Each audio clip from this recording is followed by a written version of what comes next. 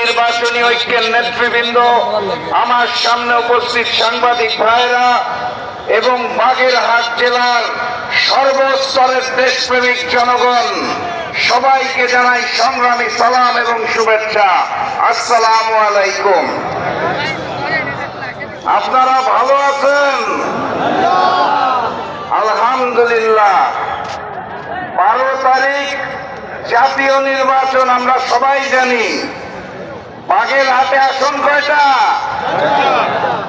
এই 4টা আসনে দাঁড়িপাল্লাকে বিজয়ী করে আমরা আগামী দিনের প্রধানমন্ত্রী ডাক্তার শফিকুর রহমানকে উপহার দেব ইনশাআল্লাহ।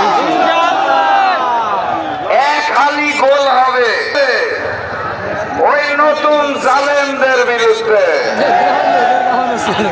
আর সেদিন আরো একটা ভোট আছে, ওই পুরাতন জালেম আওয়ামী লীগ আর নতুন জালেম বিএনপি যে সংস্কার চায় না, সেই সংস্কার আনতে হবে, জয়যুক্ত করতে হবে। সংগ্রামী সাথী এবং বন্ধুগণ, ওই প্রতিপক্ষ লন্ডন থেকে আসা নতুন মুক্তি নতুন নতুন কার্ডের অফার দেয়, নতুন করে মূলা ঝুলায়।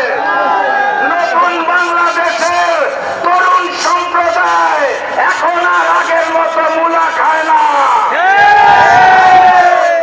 শিখেছি, আমরা শহীদ হতে শিখেছি।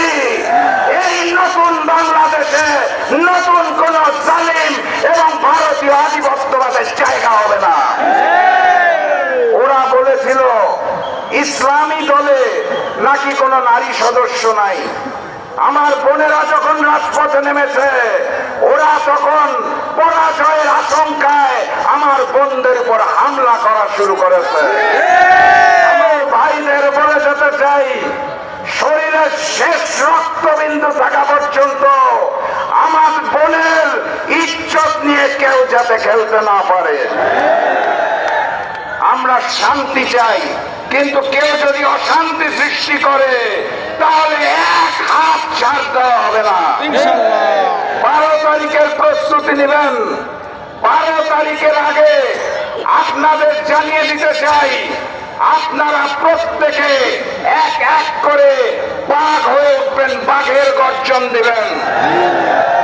প্রয়োজনে স্বাধীনতা সার্বভৌমত্বের জন্য এই বাগেরহাটবাসী আগামীতে বাঘের হাট হয়ে যাবে।